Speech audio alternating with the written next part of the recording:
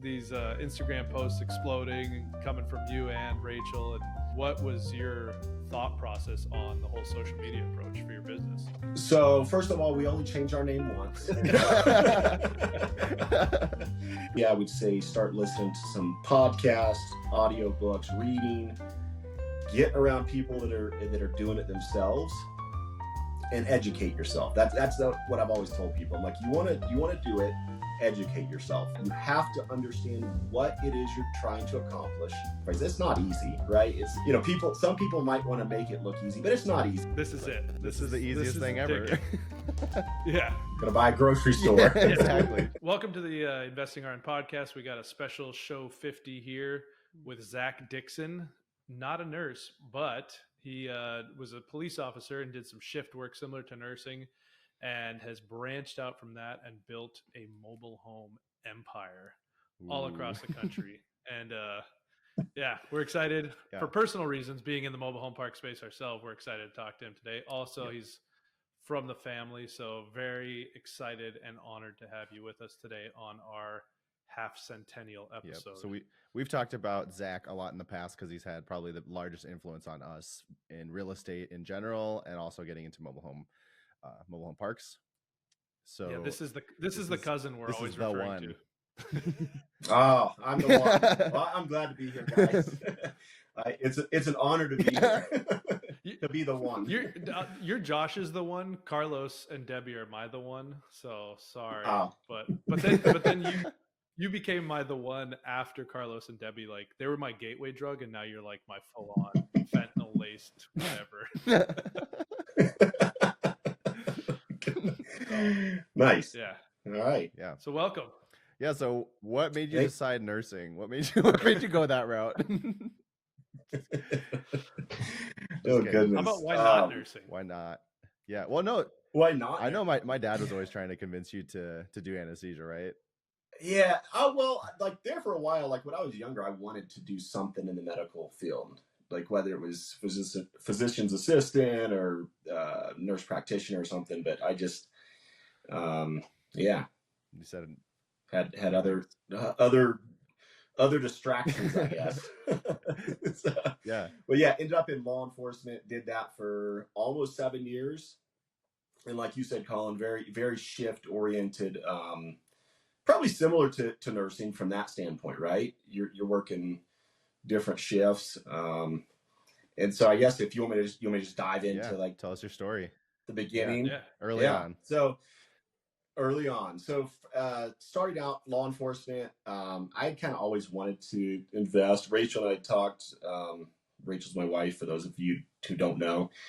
We'd always kind of talked about buying a rental property, right? Like, oh, that'd be cool. That, kind of the concept of like, oh, you let somebody else pay your mortgage down, right? And at the end, you got a paid for property. And so we talked about it for a while and, finally pulled the trigger. She actually found a property. It was on the MLS. It was actually a single wide trailer. So it kind of started, we started with a trailer. It was on its own piece of property, and we end up going to look at it, and we're like, this would make a great rental, like talk to the realtor. We were like, what do you think it would rent for? And I forget what she said. I think it was like $400 or $500, right? And so we're like doing the math. We're like, okay. It was 17. We ended up getting it for right at 17,000. And so it was one of those deals. And what's funny, looking back on it, that was actually a really scary thing for me, believe it or not. Like, it sounds like a small amount. It sounds like really, but like taking risk is, depending on your risk tolerance, which I have a lower risk tolerance, it can be scary. And so I'm like, oh, well, what if this and this and this doesn't work? And like, finally we did it. We got our first property, fixed it up a little bit, rented it, kind of realized like, oh, this isn't bad. Like, and so at that point I was kind of set on being at my job for 20 years, doing what everybody does, working 20, 25 years and retiring and enjoying a few good years, off a pension or whatever it is. Yeah. And so like, unfortunately, like I did have a very small mindset then, it's like, my big fat goal, and I think I told you this, Josh, like years ago. I think I had 8 rentals, and we were in Wisconsin, seeing you guys, visiting you guys, and I was like, man, if I could buy like one a year for the next 10, 15 years, get enough cash flow, by the time I retire, it's gonna be, some nice extra income. Yeah. And then what happened is it became very addicting. It's like, just kind of chasing the deal, right? Oh, like yeah. you get a good deal, like you're like, man, this really works. And then so you go find another deal and get it rented, or maybe it's already rented and find another deal. Yeah. And so, yeah. So how did you kind of going back to your first deal, or even your first couple deals, because I know banks aren't like super keen to fund you on your first investment, because banks, like, it's giving a loan is a risk to the bank. So they're obviously not as keen to lend to you on your first couple deals. So what did that process look like starting out? On the $17,000 deal. So I'll go through the first few. Yeah, that'd be great. The first deal was 17,000, I think, all in with closing. We had, I think it was like 10, 11,000 saved. We went and got like a personal unsecured loan for the rest, closed it. Our next deal, I'm trying to think, we had saved up somehow another 15, it was 60,000. It was a triplex in a house. It was 60,000. We saved up 15,000, put that down. Our next deal was another single wide trailer, actually. And this goes into, I guess, kind of like mindset, right? Like what your kind of I don't know, your whole mindset. So I had a truck. It was like I had bought it brand new. It was like my dream truck, and I had a decent amount of equity in the truck, and I didn't have, like, we just closed on this one deal. I found this other trailer. It was like $36,000. It was a really good deal. And so I had a decision to make. It was like, where do I get the $9,000, right? And so we sold my truck, took the money from that, bought the rental property. I forget what I went back to an older truck, unfortunately, right? Like, I can't even remember. I think that's when I got an older Tundra. Wasn't a bad truck. But I sold my dream truck, and it was kind of believe it or not, it was kind of a hard decision to make, right? Like this is my nice truck. And man, looking back, like, it's those kind of choices that it's just the constant, you have to, I hate to say it, it's not a get rich quick scheme. But it is, there's do's and don'ts, I guess, of investing. And if you do the right steps, like, you will succeed. And so for me, like, you see what something cash flows, you see like kind of the process, and then as it gets going, it kind of snowballs from there. But going back to your question about lending, so on both of those next deals, we actually went with a bank and did, I think it was 30% down, what would that be? 20, 30%, 25% down. And then finance those through a bank. You said a few things there, but I think, like, one of the first things, going back to your first deal, you said you were nervous to do it or whatever. And I think it's, $17,000 isn't a ton of money, but it's a lot for a lot of people. And it's not enough to, like, ruin your life.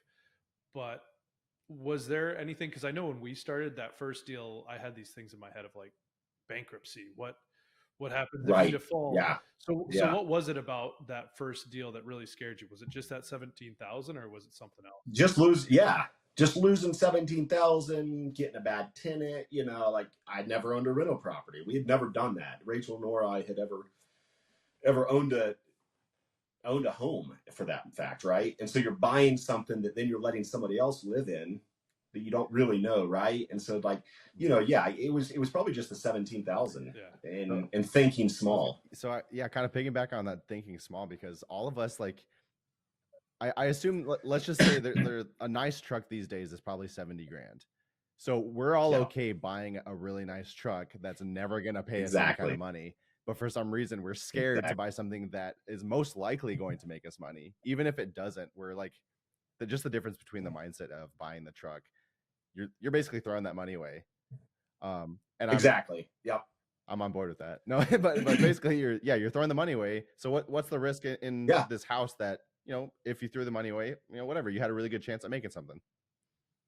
So I bought the truck. I'll tell you this. I bought the truck so to go to your point, I bought the truck for $60,000. Yep. I sold it for 50. It was either 50 or 51.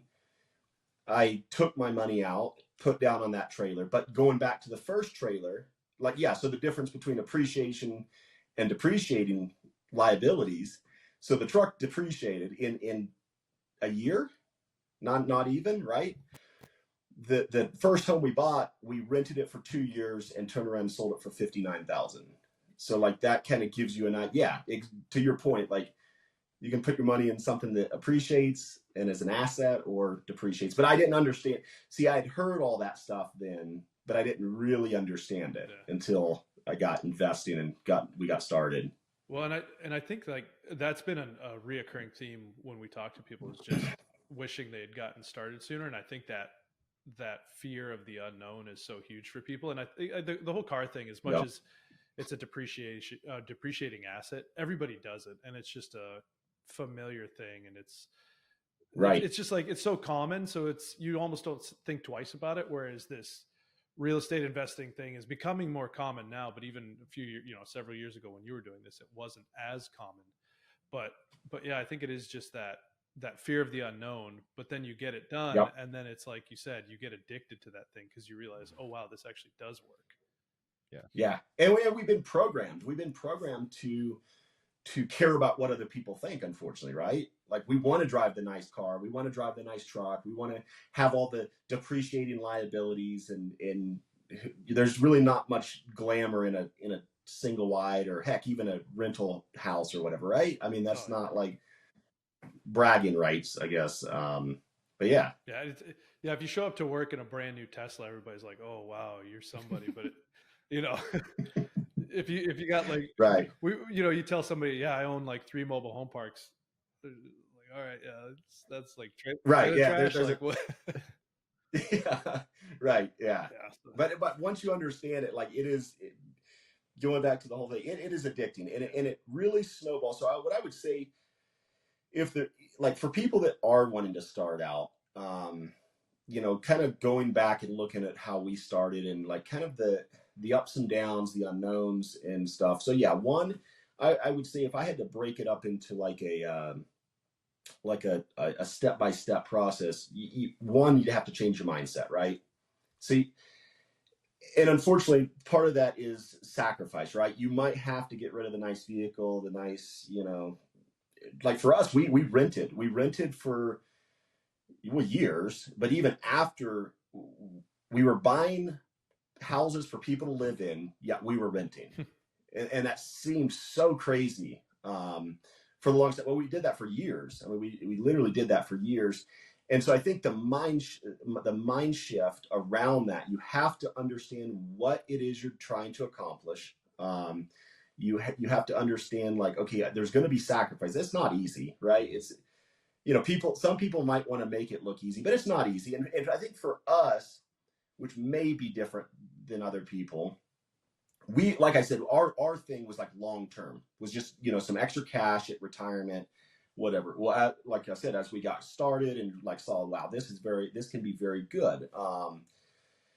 We kind of shifted a little bit. But yeah, so number one would be your mindset. You have to you have to want it, right? You have to want something more. You have to kind of change your expectations. Number two would be your habits. I'm a big proponent of habits, right? I mean, what's the saying? Show me your habits, I'll show you your future, kind of thing. I mean, it's so true. It is so true, because if you can start ingraining habits, and that's to save money, and it seems so small at the time, right? These little steps. It's you may not see progress for the longest time.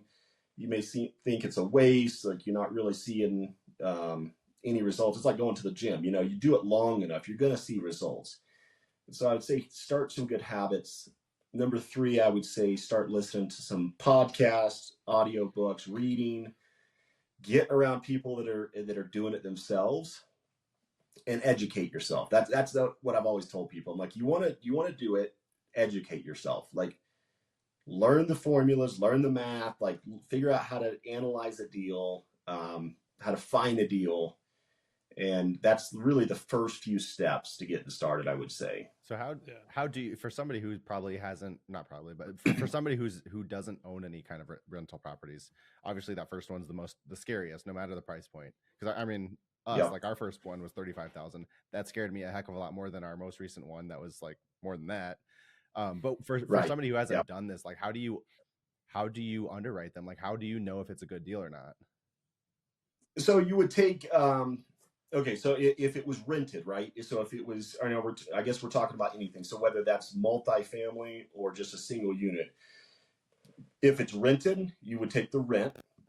A lot of times these things are under rented. So you could also look at what the market rent is. You could talk to realtors in the area. You could talk to, other people that are looking for housing. You could put out some test ads. You figure out really what this place will rent for, right?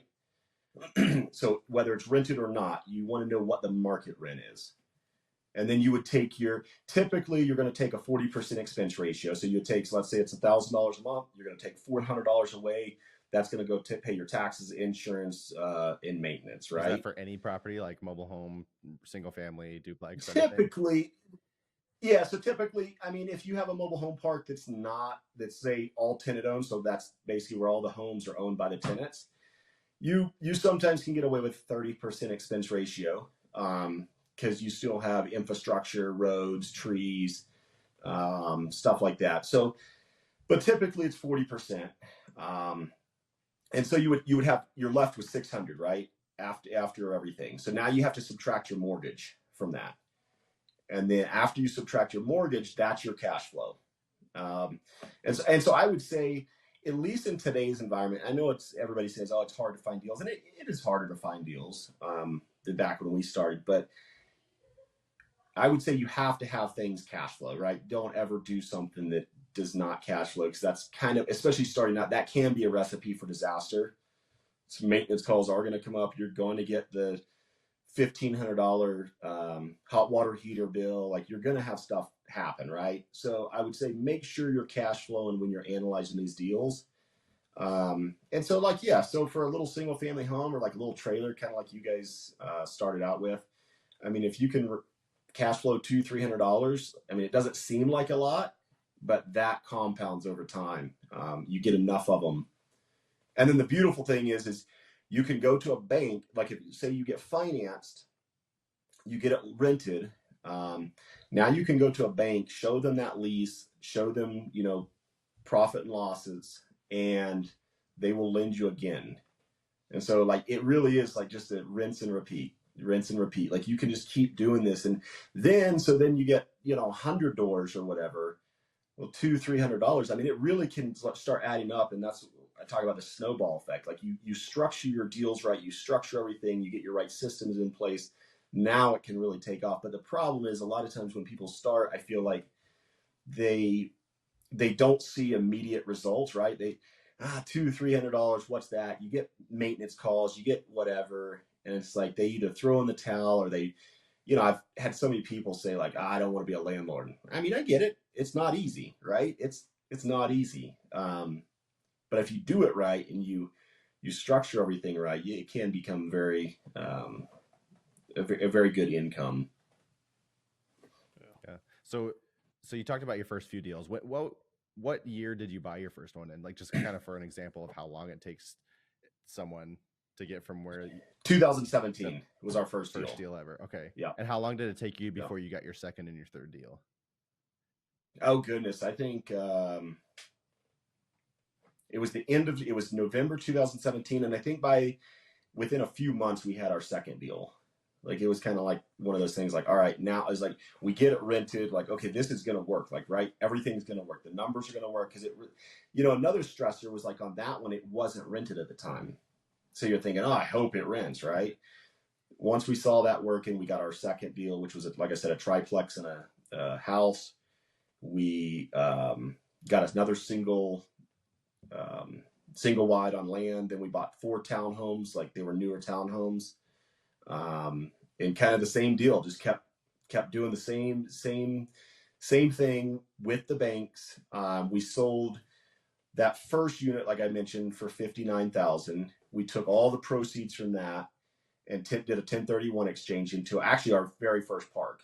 And that was back in North Carolina. We did that. And that was like, trying to get banks to lend, that's a whole nother topic, but trying to get banks to lend on a mobile home park versus single family or whatever, it's a different animal. And there for a while, especially back then, like I felt like I called 100 banks. I probably didn't, but I felt like I called 100 banks, and like everybody was like, no.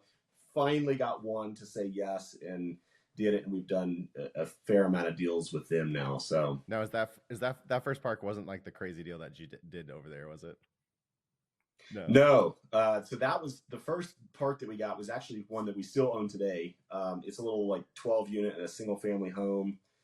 It's a beautiful park. Like call it a boutique park, like it's a very nice park. What were the numbers on that? Pretty much runs itself. What were the numbers on that one for a park about that size? What should you expect? Oh, what should you expect, or what did we pay? True. So going back now, and granted, this one was on market. Like this one was actually on the MLS. I was interested in it. I talked to the realtor. It actually expired. So for whatever it's worth, I mean, it wasn't like it was a smoking hot deal that went off the shelf overnight. I called him back up, and we got it for, I think they were asking like $295. We got it for $242, which was a good deal. It was grossing, I want to say $3,500 a month, but we knew that a lot of that was under rented. And it was a good mix. There was 3 park-owned homes, the single-family home, a shop, and then the rest were tenant-owned homes. So that one in particular, you said you had a hard time getting lending on, and I mean, we actually, I don't know if it was just luck, but we pretty much got lending from, I think, the first bank we called, and on our first mobile home or mobile home park. So it's like, it's because that's the one that Zach basically gave us, and the bank knew it was a good deal. Well, sure. Yeah, but actually it wasn't. I mean, we were buying it for like $400,000 more than it had sold for just the year before or 2 years before. Right. But so what do you think it was about that? Like, is it just like, because I've heard that a lot, like people say, I had to call all these different banks, and then it's like, a lot of people give up at that point. So like, I guess what kept you going? Because for us, it happened pretty quick, so we didn't go through that. But in your case, what kept you going? Like that you knew, hey, this is a good deal. We need to make sure this happens one way or the other. Yeah. So one thing for sure, things have changed since we bought our first park, right? A lot of banks are now on board with lending. They have their own criteria on how they lend, but a lot of banks will lend now. One thing, that was our first park, and so I was going to BB&T, Wells Fargo, the big chain, because several of them are like, well, no, you live out there, you're trying to buy here, we don't lend like that. So that was mistake number one. So first and foremost, find you a little credit union, a little local bank. Those are like the best ones to work with. So that is what we ended up finding, is a local bank.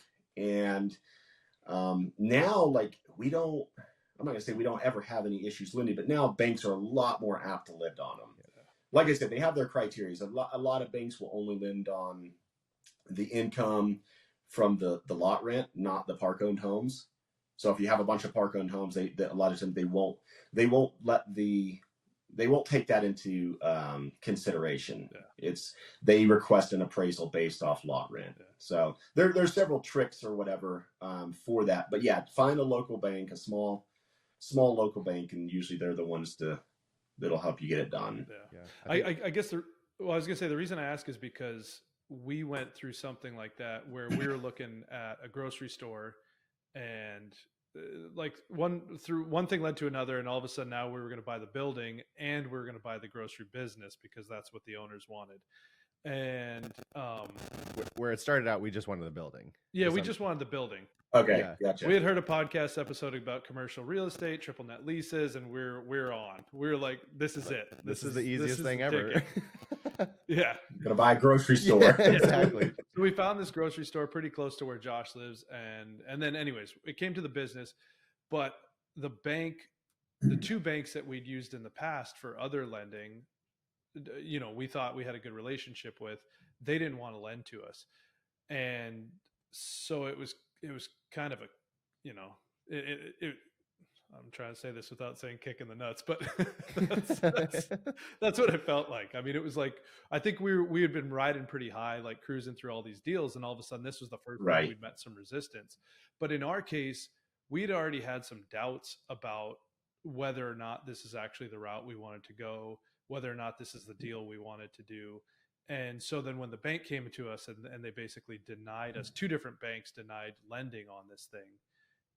For us, we took it as a sign like, hey, you know what? We already had our doubts about this. This is maybe our sign to walk away from this deal. But in your case, you just kept pushing on and pushing on and pushing on. So I guess what I was looking for was like, what was it specifically about this deal that you saw that you were just so sure about it that you continued on to get that lending and to make that deal happen? I'm very persistent. First of all, you can ask Rachel that, and she'll attest to that. Yeah. I will, if I get my mindset on something, I will keep on trying until I find a way. So that was probably part of it, because it wasn't like it was a crazy good deal at the time. Yeah. At least I didn't think so, right? I knew it was a good deal, but it wasn't like, oh, this is it. This is what's going to make it. It was just, I don't know. It was just the. Well, I was going to say, is that persistence thing more of an ego thing? Because I have that too, where it's like, and that was definitely tough for me in this store deal, because I felt like, man, nobody says no to us. Like, what? and we talked. No. Well, and we talked about it, and it was like we were like, okay, well, we could do it like this. We could do it like this. We could go get private money, and so it was kind of having to check our egos to say, okay, wait a second, maybe this is not the right one for us. So I guess where do you find that blend between so for this one, it definitely wasn't ego, because I had been told no plenty of times. And we hadn't had like a crazy, like strong record of, I mean, I guess we had lending on several deals, but well, first of all, like, this was out of a completely different state across the country. And so I kind of didn't have high hopes going into it. But I think it was just one of those things where it's like, honestly, it was probably the only mobile home park that I found, and I wasn't really looking for it at first. And then I just liked the idea of, like, you could own one or you could own 12. It's like all on one piece of property. And, like, that just made a lot of sense to me. People at the time, what mobile home parks weren't like a big topic. I mean, even like you listen to Bigger Podcasts, I don't know when he started doing it, but it wasn't, you didn't really hear a lot about it. But it was just one of those things that really made sense to me. A lot of apartments were real big, right? Yeah. So multifamily was really big. And so at this point we had multifamily, and it was good, right? Like, don't get me wrong, it's good. But really like the idea of somebody else owning the trailer and you owning the land. And that was a pretty cool setup. And that whole idea, I think, is probably what kept me going to find lending. Yeah. So after that first one, you were hooked. Obviously, you have like a ton of them now. Have you bought anything else since that, or are you only mobile home parks? Oh goodness. I actually have to think about this. Yeah, we bought single family. Okay. And mobile home parks. Okay. So it wasn't something where you're like, oh, this is so good, I'm only doing mobile home parks. I take that back. We have apartments, so we have other apartments that we've bought, other multifamily. But yeah, for the most part, mobile home parks. And I like apartments. Don't get me wrong. Like, they're great. If you can get good tenants, it's just to me, it's a different tenant base. Like, you get somebody in there that, may or may not stay for years. And the same thing goes for mobile home parks. But a lot of times there's a bigger pride of ownership in mobile home parks, especially if they own the trailer, right? Okay. Like, this is their home. They're not stacked on top of each other, sharing walls with their neighbors. They have their own yard. And so for a lot of people in the lower income bracket, it's a place, there's actually, a lot of people think there's like a stigma around it. And I guess there is, kind of, if you watch Cops or any, like, TV shows or, whatever, right? It's always the trailer parks where the garbage is happening, right? But in reality, there's a lot of nice trailer parks across the country where people do take pride of ownership. You have really good landlords running it, operating it good, and to me it's way better than apartments. Yeah. Well, it wasn't. I had never even really heard of them until you kind of introduced us to them, and I had no idea. I've only seen them on TV shows where obviously it's kind of right. It's just for the views, so they make it, they play it down, and it's like right. It's whatever this kind of tenant. But like there's like really nice ones that with like granite countertops and like just really nice appliances and everything. Yeah. And like the first one that you sent to us, it's on a lake. Like who wouldn't want to live on a lake? That's pretty right. nice. Yep. Yeah. Yep. Yeah, it's prime real estate. Yeah. I mean, some of these are like, and I come from LA where there's literally mobile home parks in Malibu across the street from the beach. And it's just, I mean, that's multi-million-dollar property. So right. There's every level of them, I think. Yeah, and it goes for any kind of real estate, any kind of multifamily, but economy to scale, right? So like going back to that first park, like I wanted something like, okay, it's all on one piece of land. You own 12 units plus a house. And I think at the time, my thinking was like, okay, you increase rents, keep up with inflation, right? So $20, whatever it is a year, that's not just $20. It's 20 times 12, 13. And in reality, as we know, it's a lot more than that now. Like it's just a giant snowball, unfortunately. So you look at these big parks, like say in Phoenix or like some of these big metros, and it's like these guys, 10 years ago, it was like $200 lot rent, $250 lot rent. Now it's like $800-900, probably the same in LA, probably higher in LA. Yeah. And it's like, dude, that's a money making machine right there. It is wild, but it's just that economy to scale. It's like, getting it and hanging on, figuring out a way to hang on to it. Right. So I was going to say, like, we have the, we know the backstory for you guys, and we know that, your wife is part of the team that runs everything with the property management. I mean, I don't know exactly the dynamics between you two, but I know it's from what I understand, you're doing more deal flow and she's doing the property management type stuff. And I know you're handling a lot of the maintenance. Zach's just the pretty face of the company. Yeah. I would beg to differ. But you guys had started out in Colorado from what I understand, and then this first park you bought was in North Carolina. So what did you guys do to prepare for your first out of state property, and how did you guys feel ready for that? Oh goodness. So I think what helped is it was actually in the county that both Rachel and I grew up in. So like some familiar, we were familiar with that area. So that definitely helped. But then it's like one of those things in fast forwarding now, I personally would rather own real estate out of state.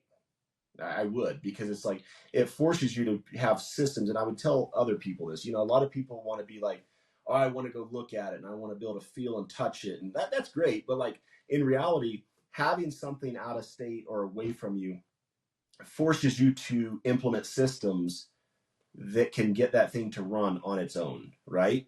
Which will eventually buy back your time. You won't be spending the amount of time that you would if you thought, oh, well, I can just run up there and take care of this or that, or, meet tenants for showings or whatever. It forces you to kind of create a system to run itself. But yeah, so yeah, Rachel does the majority of the property management. I do what I have to. I'm not we recently, well, I say recently, we have now 3 assistants that work for us. And that's been a huge weight off, mainly her, but both of us. But yeah, if in a perfect world, my thing is like deal flow, like you said, acquisitions, financing, all that good stuff. That's what I get excited about. She's typically like telling me I got to slow down. She's like, let's get this one onboarded. Let's get this one taken care of. I'm like, no, more. But yeah, that's kind of my forte, I guess you could say, is just acquisitions and getting the deal done. Yeah. But yeah, the management is a big part of it that you don't want to overlook. Good management. We've bought many parks out of bad management. 2 things: bad management and bad partnerships. We bought plenty of parks out of both of those. And I have to say, like, most of the good deals that we have got our poor management. It's a management issue. And so being able to figure out, and it takes experience and time, but figuring out, like, looking at a deal, analyze it, and be like, this is not a bad deal. The numbers don't make sense right now, but if we can implement a couple things, change some things, like, this is going to be a cash cow. Like, this can be a really good property. It just takes implementing the right systems in the management side of things. Yeah. Yeah. Well, and so for us, I'm based out of California, and our portfolio's in Wisconsin. And I think that whole out of state thing, if you could figure that out, it's so powerful, because for us, Jen and I here in California, properties are just crazy expensive out here. I think Yep. I always joke around that we owned something like 20 units before it was worth like a 1-bedroom condo in the town we lived in at the time. So it's Right. figuring out that out of state thing is a powerful thing to get you into investing, because a lot of times the barrier to entry is money. But Yep. to your point as well, when we were in Wisconsin, we spent about 6 months there, and we had some multifamilies about 30 minutes away. And I remember one time I got a call that the doorknob wasn't working. So I got in the car, drove 30 minutes to the hardware store, bought the stuff, went there, spent, 30 minutes, whatever, an hour, changing the thing, drove 30 minutes back. All in all, it was probably about 3 hours. And Yeah. and on a nursing salary, even in Wisconsin, that's at least $150 worth of time. Right. Whereas I could have called a handyman and had somebody do it for about $40. Exactly. But it does. Yeah. So that distance thing, and I mean, some people maybe being close for your first deal is good, just to have that comfort level. But Right. Yeah. But definitely as you grow into it, I just think it's so important. And we managed a building we lived in, and let me tell you, that was a nightmare, because anytime I was trying to go somewhere, people would just stop me. Hey, Colin, how's it going? And all friendly and everything. And right as I'm trying to walk away, oh, by the way. Right. So, by the way, there's always an issue. Yeah, it's always, by the way. Oh, my dishwasher or my garbage disposal. And it's like, did you put it in the system? Yep. Oh, do I need to do that? And it's, yeah, you do. So. But you're right here. Yeah. Oh, can I just? That's the problem. Can I just text you? I mean, I just told you. Is that okay? I'm like, no, you got to put it in.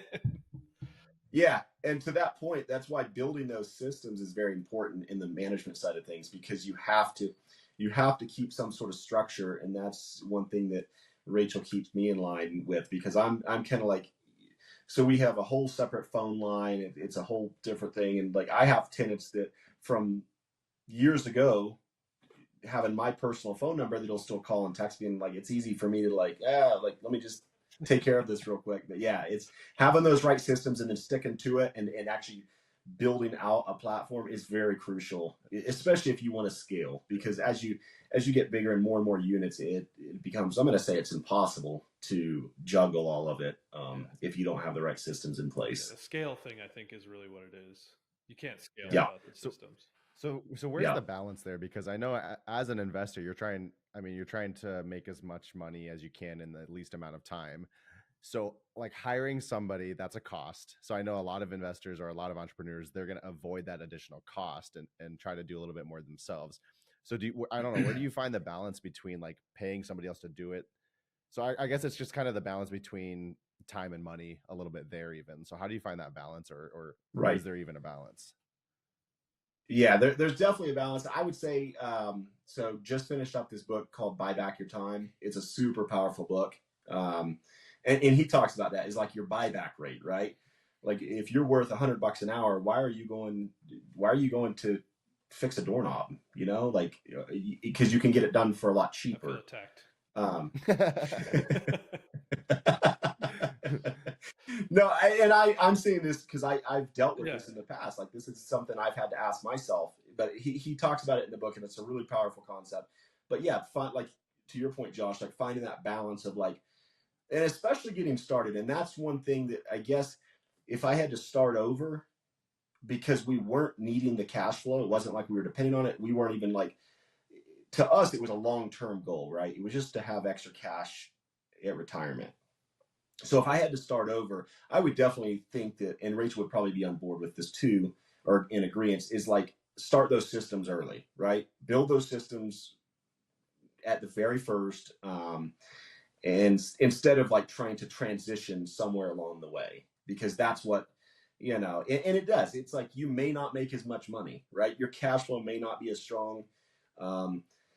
As far as hiring people, I definitely don't think starting out you have to worry about hiring people. I think that there's enough systems and stuff that you can utilize to do the majority of the management yourself. Some people like property management companies. I got that's a whole nother topic. We Zach don't own, we self-manage. You what? You said some people like third-party property management, and I was just putting words in your mouth that you do not at all. No, I do not. And it's just probably bad experience. We bought several parks out of bad management. We've actually bought parks where we've let the current manager stay on for a short amount of time, and then we had to get rid of them because nobody runs it like it's yours. And so, I mean, some of these things were like, hemorrhaging like thousands of dollars a month, and that's reason. And unfortunately, that's the reason the previous owners sold them, right? So it's going in the hole, or it's barely breaking even, and it's the management. Like they're not renting units like they should, and so you go in and really quickly you can take it from like breaking even or in the negative to several $1,000s a month cash flow. That is all management. And so what we have figured out over time is like it's better to, and this is what we've done, just build an internal management company, right? Something you still have control over it. It's still your people working for you, but you're managing them, and in the long run, you get the end result. You get the vacancies filled, you get the maintenance issues taken care of, and so yeah, I would definitely say starting out, if you can manage yourself and just utilize some systems, that's definitely the best way to do it, in my opinion. Yeah, and they're expensive. Like they're expensive. Super expensive. Yeah, like 8-10% of gross rents plus a bunch of fees that you wouldn't even think of. Yeah, and typically they're using their maintenance guys, which then there's a tack on for that. So it can become very expensive. Yeah, but I think to your point though, it depends on what you're after, because like you said, if you are doing this as a long-term play, then and you just rather not have that, you're making plenty of money, you're just doing this as a long-term play, you don't need the extra headaches, and you're okay hiring the management company, and you can, the big thing is getting a good one. I think that's, we've tried it, and that's what we ran into. It's like, not only is it expensive, but we were still having to deal with half of the issues ourselves. So we're still under contract with them, but as soon as it's over, we're taking that one back over. Yeah, and that's the thing, and that there's a difference also, at least in our experience, between mobile home parks and apartments. Apartments, I feel like you can find decent managers because they know that. There's very few property managers, at least that I've met, that are comfortable with mobile home parks for whatever reason. Yeah. To me, they're easier to manage. Like they are easier to manage than apartments for the most part. Yeah. But for whatever reason, people, I think that stigma still lingers in some areas.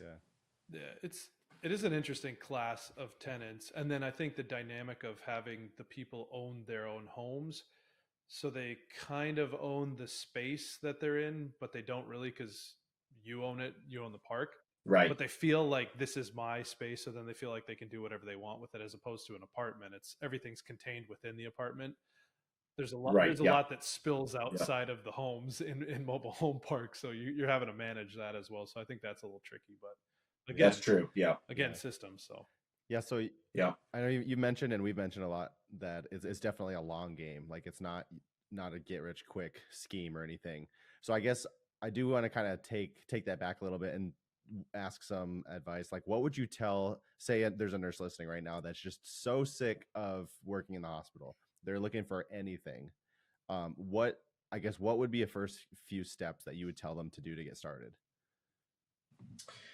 So going back, and I think I mentioned it earlier, is mindset, right? So I guess first of all, you have to figure out, like, not your why, but like, why would you want to invest in real estate, right? So for us, it was a long-term, leave a legacy, leave something for the kids, right? Like, build wealth, generational wealth, not just like wealth to go drive a nice car and nice house and blow it, right? Like something to really pass down.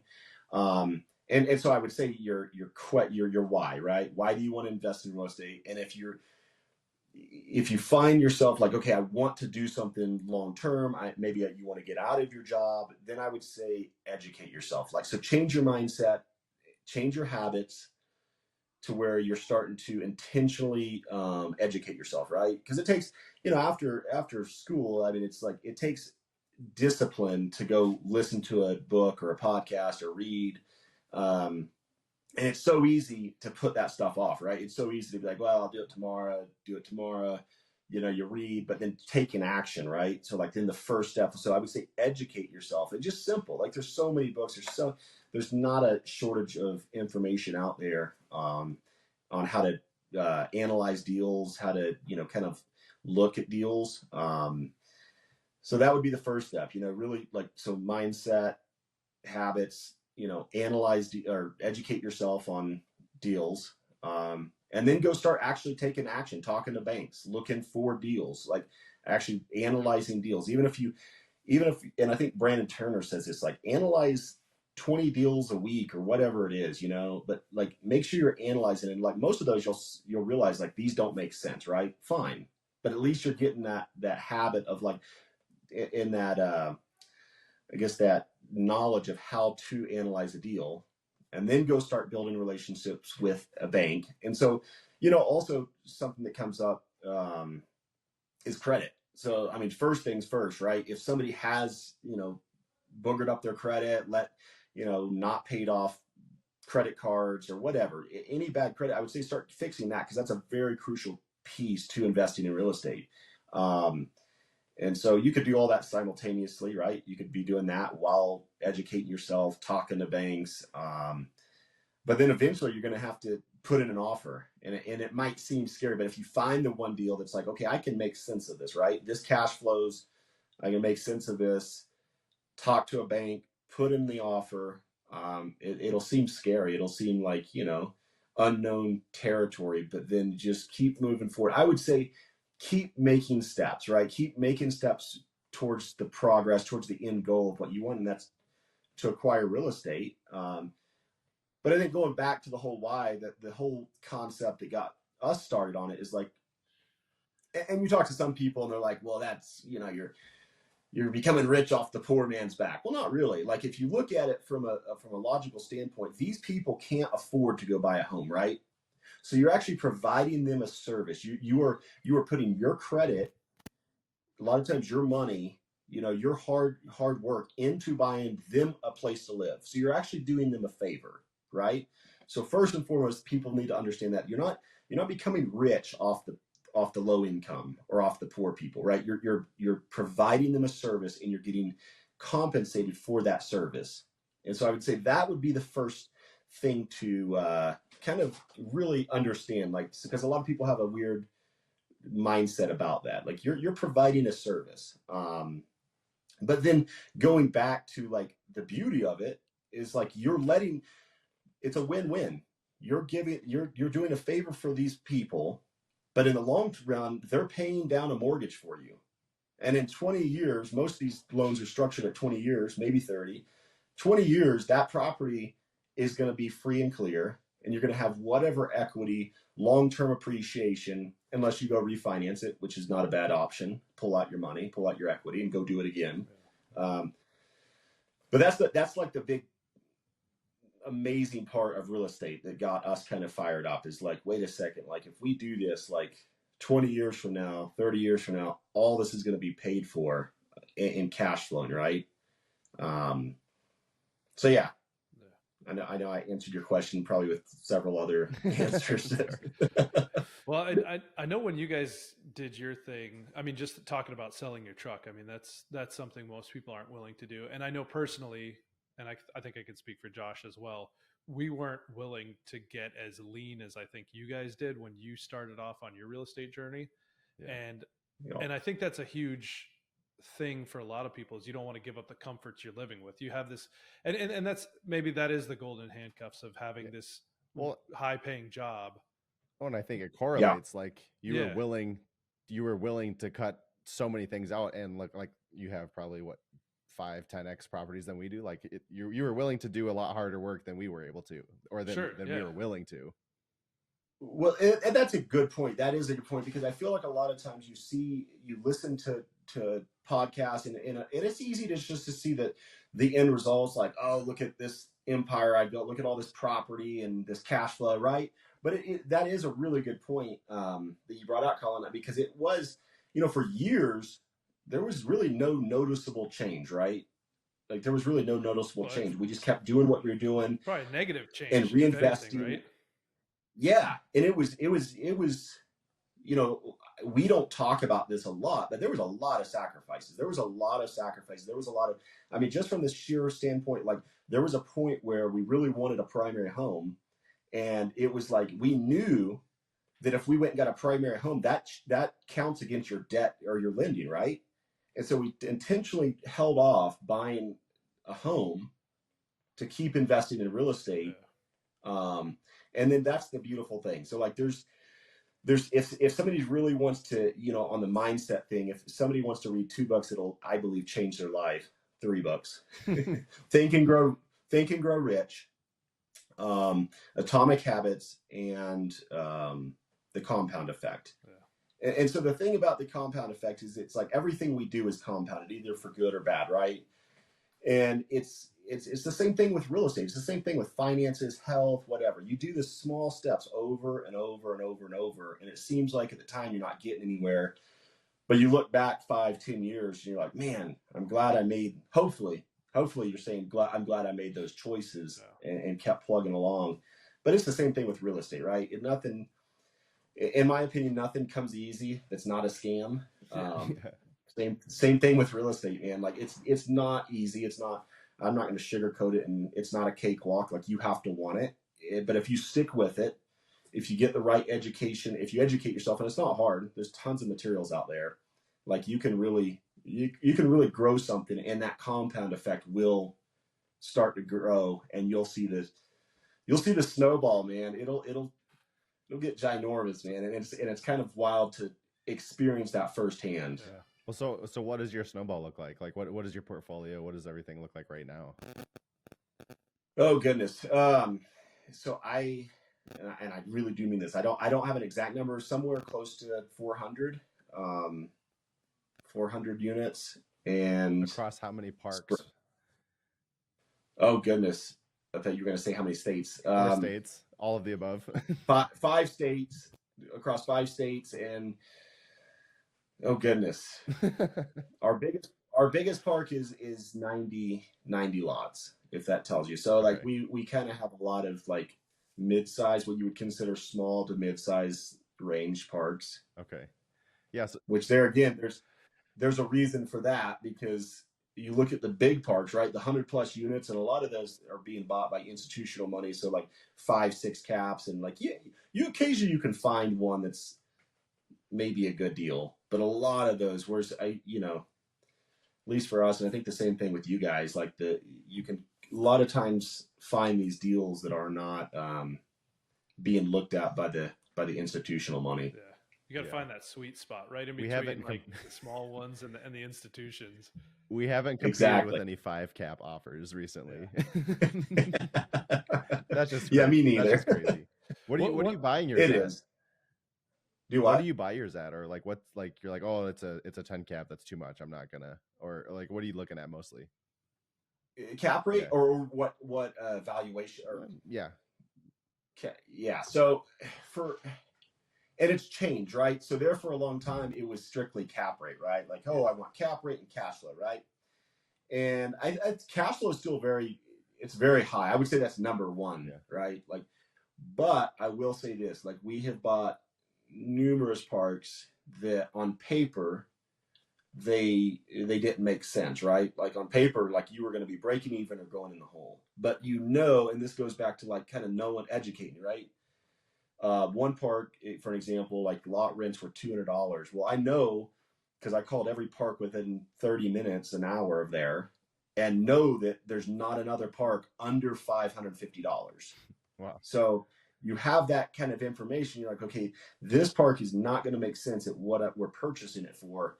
But then you go in and you double the rent, you go up to $400, and people are still kind of almost relieved because they know what market rent is. They know that you can't pull their trailer anywhere for under $550, really $600 a month. And so then it's an immediate win, right? Like and again, it's still a win-win. It's not like it's not a win for them. They've just gotten, and I've told some people this, like, you've just gotten a really good deal for the last 10 years, 15 years, So like, and you're still getting a good deal. You're still below market rent. So to go back to your question on the valuation, I would say we don't really look at cap rates. In fact, I don't look at cap rates hardly at all. I look at cash on cash return, cash flow, right? And because I want it to do both of those. I want it to be a good return on my money or somebody else's money, and I want it to cash flow. So yeah. Yeah, I think in terms of, again, going back to like how you're analyzing the deals, you're looking at cash on cash flow, and that's especially important now that you guys are living off this. But like as you're looking at just generating cash flow and maybe moving yourself out of your primary job, there are some more simple things, like even selling the truck just to open up cash flow, like without buying a property, like that could free up $500 a month. And so there's a lot of ways to go about doing it. We like real estate, obviously, but I think the thing that's happened now is just with all these podcasts and all these Instagram things, it has become like this, oh yeah, it's like a get rich thing. And we definitely fell into that trap. I mean, I think we didn't see the whole picture of what you guys were doing. We didn't know how long you'd been in the game. We were seeing that you guys were like, from the outside looking in, very successful, doing really well, quit your job. We're seeing all these other people on Instagram doing it. And then for us, it was hard because we saw our progress somewhat slower, which, now getting to hear more of the story, it's like you guys were willing to go super lean. We didn't do that. So it's like managing those expectations, I think, is really important. And I think it's hard in today's market to do that because of all this extra noise that's going on right now. So I guess I would say, like, to the newer people and to the nurses, it's just like, I mean, from what I'm hearing from you and from what we've seen, it's just like you really have to know your why. I think that's the biggest thing, and that kind of dictates your strategy, and then reverse engineering it from there. Yeah, and being willing to play the long game, right? They say it's not a get rich quick. But it's a for sure way to get rich, right? It's a long game, and it is like you like I said before, like you do the right steps, you keep repeating that, and it is. I mean, there's sacrifices. Like, there's definitely sacrifices. There's things you're gonna have to change. Whether it's your mindset, your habits, or in your finances, whatever. There's gonna have to be change. But if you want it, and I think the end goal is the freedom, right? That's the only reason. I think a lot of times, and we look at people on Instagram and social media, and again, that's a whole nother topic for me. Let's get into it. But don't get them started. There's so much garbage on social media, and it's like, well, look at what I did, and they just show you the end result, right? And they don't show you the work that it took to get there. Right. And it's like, that is a complete misconception, because and you have to go back and ask your why. Like, why do I want this? And for us, it was always just freedom. We want to pass generational wealth onto our kids, and for freedom to be able to do what we want to do, when we want, with who we want, wherever we want. And that was our why, at least, right? But yeah. Well, and so I guess it's a good segue into social media, because you guys went from nothing to like Honeybee to something else to Green Rivers. You guys, all of a sudden, I started seeing these Instagram posts exploding and coming from you and Rachel, and then they just kind of fizzled out. So, what was your thought process on the whole social media approach for your business? So, first of all, we only changed our name once. And actually, like, so the Honeybee Capital, like, that's still an active thing. Like, that's a whole nother topic, I guess you could say. That's something that we still plan on doing down the road, and like there's a whole story, I guess, behind that.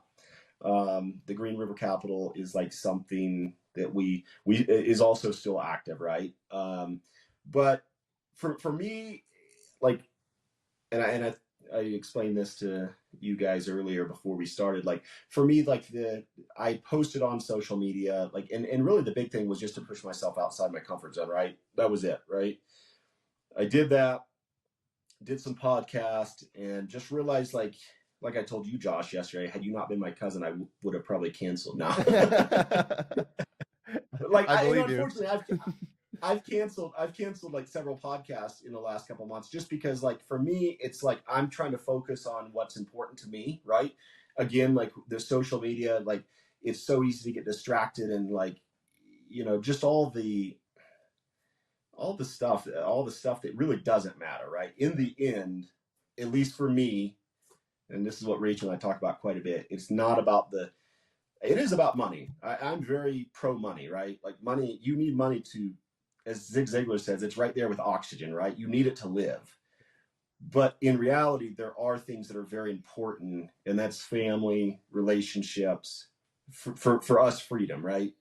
And so, like, I just, with the social media, answering your question, Colin, like for me, it wasn't serving me, as Ed Milet would say, it wasn't serving me, right? It just, I want to help people, and that's part of the Honeybee Capital. That's like that's a whole nother story. But like, we just kind of decided, like, with social media, with the, I'm not gonna even use the word, the forbidden word of coaching, but like, giving back or helping people, right? Like we want to do that, but just, right now we're focusing on some things and just kind of grinding away, and just, social media was one of the things that had to go. All right, well, I'll start with the first question. So Zachary, what is the top, so you kind of already talked about this. I was going to say though, what's a top financial resource that you found? Like where's one place that you go to educate yourself in something? Finances Goodness. more specifically. Finances, at this point, it's books. Yeah. It's all books. I mean, you look at all the top performers in the country or the world, they all have one thing in common, and they read a bunch, right? And everybody says that. I mean, well, as I mentioned earlier, there's no shortage of knowledge in our country, right? We have everything at our fingertips. It's just doing, right? So it's even picking up the book to read it, right? So I would say reading. Yeah. Books. Reading.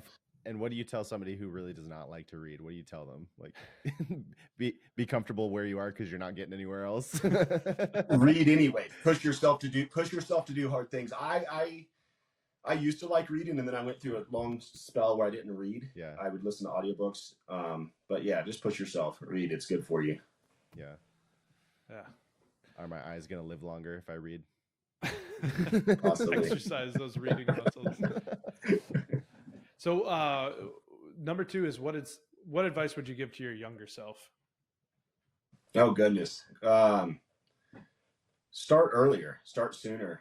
Don't waste time. This is what I tell my kids. Like, don't waste time like hanging out, like it's overrated, right? Having friends and socializing, doing all that garbage. Friends is overrated. It's overrated. Yeah, it's overrated. And so it's like, just focus on what you want. Try to think bigger picture, end result. Really come up with your why, and then work backwards. Yeah, I know. I've heard from several people. They're like, you can work the rest of your life, like, or how I'm butchering this, but work really hard in your 20s and then you're set for life. Whereas most people will kind of party and hang out in the 20s, and then they have to work the rest of their life because of it. Yeah. Do what's hard now so you can have an easy life later. And that's really, it's really easy to say, but that's a really difficult thing to actually do. Like the delayed gratification. Yep. All right. Third question is, what excites you about the next 12 months, and how many times are you going to come visit us in Wisconsin? Oh goodness. We actually met. We've been talking about a road trip. But what excites us, traveling, man. Like that's why we do this. Like, I mean, just spending time with the family, kids, and hopefully teaching them to start when they're young, right? Like that's one thing we've really tried to ingrain in them is like, hey, don't, because like Rachel and I, we didn't have I don't want to use the word opportunity, because there's tons of opportunity. Maybe we didn't take advantage of the knowledge that was around us and the opportunities to do it sooner. Yeah, it's become a lot. I mean, all this information's become a lot more common more recently. But yeah, I mean, for Yeah. all of us, I mean, Josh is a little younger than the two of us, but when I was in high school, you guys are old. when I was in high school and early on in college, I mean, this stuff wasn't. I mean, it was out there, but it wasn't as common as it is now. So exactly, yeah. It was a bit of a disadvantage for us, but there were other advantages at that time, so can't complain. But so number 4 is, how do you define success? Figuring out your purpose, right? Figuring out what I hate to say it, like, and I'm still figuring this out, right? Like, what were you put on this earth to do, right? Like, and I believe, people feel like, they think that, go back to the Think and Grow Rich, read that book. Like, they think that, a lot of people have this misconception that money's the root of all evil, that money's, acquiring lots of money is not a good thing. And I will argue with them any day that money is very important. Reaching, and not just money, but who you have to become. And you've heard this said before, I'm sure, that who you have to become successful, right? It's a different person. I'm a completely different person than I was 8-10 years ago. Completely different. And what you evolve into, right? Like, so pushing yourself to do better. And I think that goes in every area of your life. Just trying to reach your maximum potential. Yeah. I think, so I wasn't there, but recently Jen met up with you, and, can't tell right now because you're clothed, but apparently you're ripped right now, which when I met you, when you were a cop, like, 7 or 8 years ago, sorry to say it, but you weren't in the best shape. But I was not. But like you said, I mean, I think that's like, it trickles into other aspects of your life, and just that whole mindset, can affect other things. And what better thing to invest in than your health? And it sounds like you guys have definitely done that, and now you're reaping the benefits of that as well. So it is. And to clarify a little bit on that, I was swimming. Oh, right, yeah, because you guys are cousins. Yeah, we should. Yeah, just wanted to clear that up for the podcast. You guys, keep it G-rated. We're trying to educate the people. And you were with a group of people. Yeah, a group of people. Yeah. No, but just say we were swimming, because even that doesn't sound great. A big family group. No, but I mean, she said, that you'd gotten pretty good shape, and she was talking to you about it, and you guys were doing a lot of stuff with diet and exercise and just really committing to that. Yeah, well, Zach calls me all the time. He's wondering, like, how I stay in shape. Yeah, so I'm not talking about Josh. Josh is the outlier in this thing. It has not trickled over yet. Going back, my whole thing is, like, going back to who you have to become. Like, you have to do hard things, right? You have to push yourself. You have to constantly be growing. You've heard the thing, if you're not growing, you're dying. And unfortunately, we're all going to die. But I think until we do, like, we can really push ourselves to reach a much higher standard than most anybody realizes. Like, a lot of people, I feel like it's really sad. Like, they go through life, and whether it's just staying at the same job that they don't like or whatever it is, right? Not making the changes to push yourself to grow. Yeah. But yeah. Agreed. All right. Our 5th question is, what is the biggest financial mistake that you've made? Ooh. And also, what did you learn from it? We don't want to just it's a 2-part. I was going to wait for him to answer it. Okay. I was going to say, we don't want to just put your failures on blast. And I know that sounds arrogant, but I'm really trying to think of one. So early on in our investing and my job, like, we started buying, I guess you call it lifestyle creep, right? So we bought the truck, we bought an RV, we bought the Razor, we bought all this stuff. And and so what I learned from it is, like, my excuse at the time was, well, life is short. Like, our kids are young once, right? Let's go enjoy. And that is true, right? And I don't know how much that held us back. I don't really think it did, but it's the mindset behind it, right? It's the instant gratification instead of the delayed gratification and working towards something and sacrificing, right? For a better future. Yeah. I'm right there with you. Like, you definitely want to provide opportunity to make great memories with your family. But Yeah. you can't do everything. There's going to have to, if you don't want to be in the same situation you're in now, you're going to have to make some changes. And you don't need an expensive RV to do that. I beg to differ. I think it's important. Well, now, yeah. So bonus question would be, why do you hate coaching? Oh, goodness. All right. This is part 2. This is another hour-long episode. Part 2. Zach's gonna rip coaches for the next hour. Oh my goodness! So you open up Facebook, Instagram, and it's like they show you the end result, right? And they make it seem like it's achievable overnight.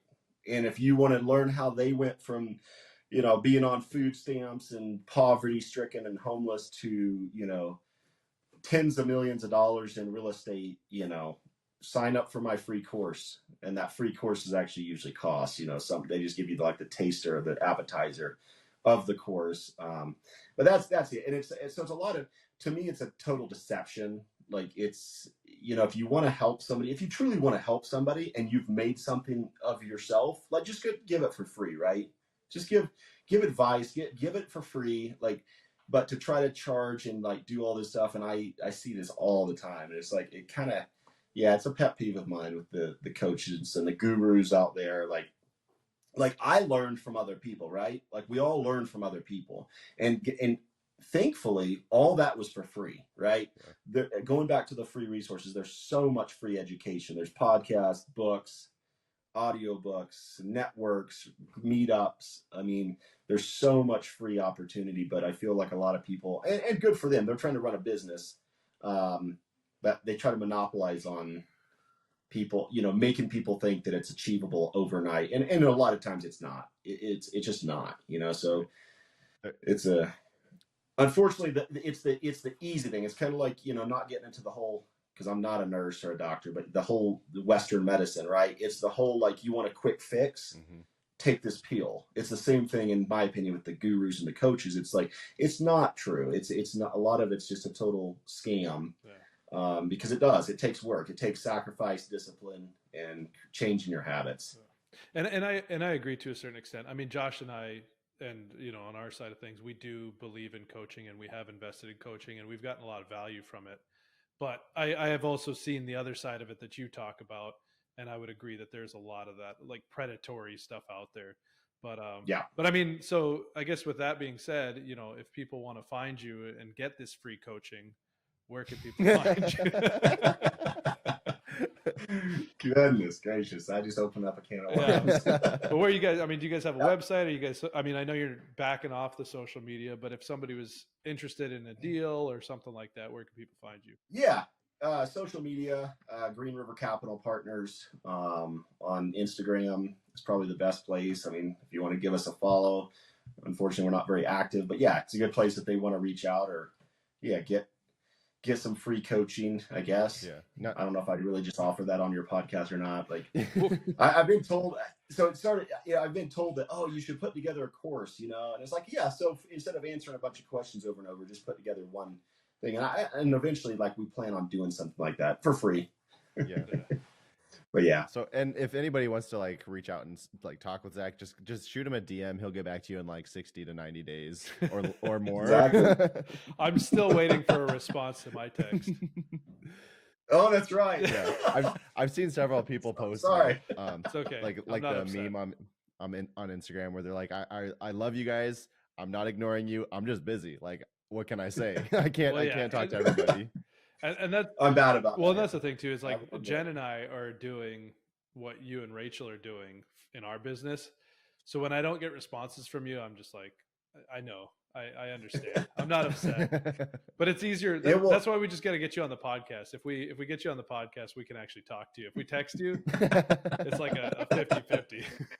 We'll do a monthly. I told Josh yesterday, I will jump on a phone call. It's easier for me to a lot of times jump on a phone call, which is counterintuitive, right? Because it's quicker for a text. But yeah, a lot of times I'm horrible about texting.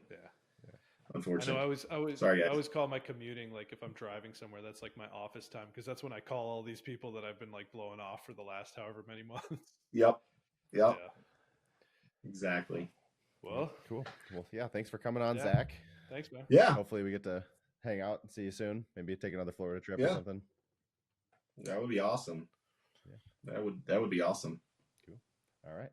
Signing off.